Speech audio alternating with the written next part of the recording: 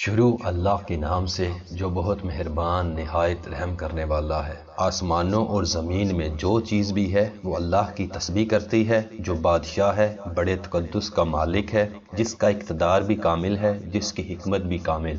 وہی ہے جس نے امی لوگوں میں انہی میں سے ایک رسول کو بھیجا جو ان کے سامنے اس کی آیتوں کی تلاوت کریں اور ان کو پاکیزہ بنائیں اور انہیں کتاب اور حکمت کی تعلیم دیں، جبکہ وہ اس سے پہلے کھلی گمراہی میں پڑے ہوئے تھے۔ اور یہ رسول جن کی طرف بھیجے گئے ہیں ان میں کچھ اور بھی ہیں جو ابھی ان کے ساتھ آ کر نہیں ملے، اور وہ بڑے اقتدار والا، بڑی حکمت والا ہے۔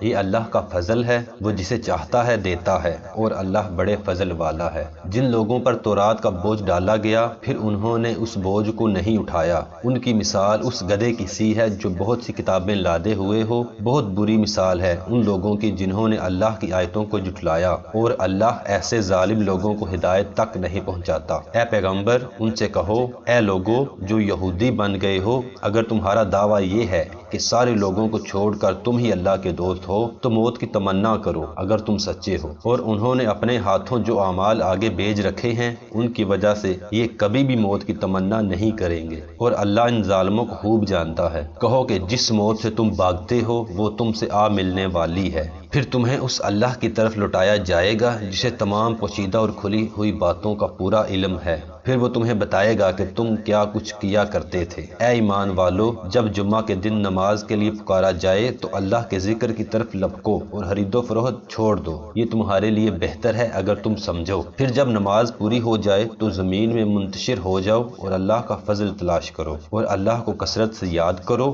تاکہ تمہیں فلاح نصیب ہو۔ اور جب کچھ لوگوں نے کوئی تجارت یا کوئی کھیل دیکھا تو اس کی طرف ٹوٹ پڑے اور تمہیں کھڑا ہوا چھوڑ دیا۔ کہہ دو کہ جو کچھ اللہ کے پاس ہے وہ کھیل اور تجارت سے کہیں بہتر ہے، اور اللہ سب سے بہتر رزق دینے والا ہے۔